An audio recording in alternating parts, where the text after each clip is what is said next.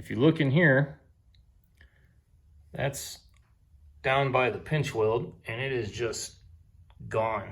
Like, it rotted everything out in there. The really crappy part is that piece right there that I'm shining the light on. That's actually part of the frame structure of the car. So I'm gonna have to cut all that rust out and fabricate metal that goes all the way down to the pinch weld. The thing with the 3 holes in it right there, that's called the sill reinforcement. It's kind of hard to shine a flashlight in here and show you.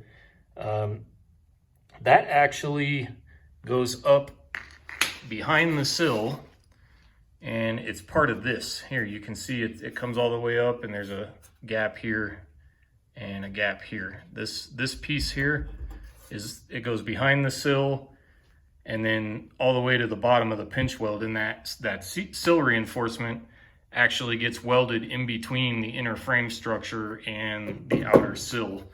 And so it's like 3 pieces of metal, and that reinforces it, or should reinforce it enough to where you can put it on a lift without crushing it, but we all know that's not the case.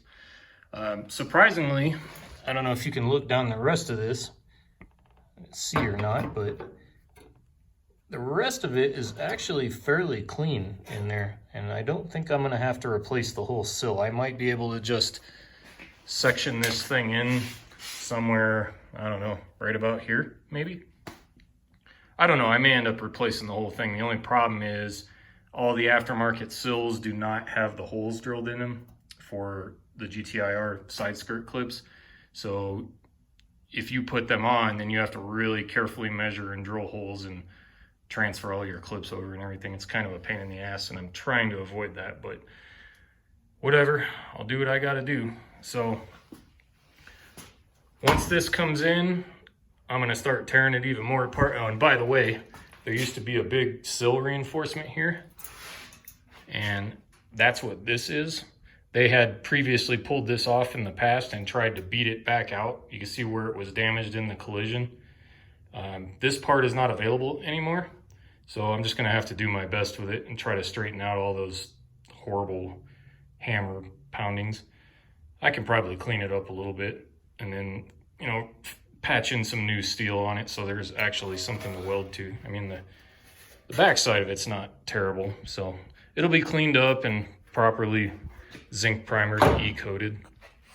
So that's where I'm at, and you know, so this whole inner turret's got to come back off. This upper shock tower's got to come off. You know, this window flange here, this Nissan sheet metal is so shitty and so thin, even when it's new, that it's really hard not to drill all the way through it when you're trying to drill the spot welds out. So I got quite a few butt welds to make, but it is what it is.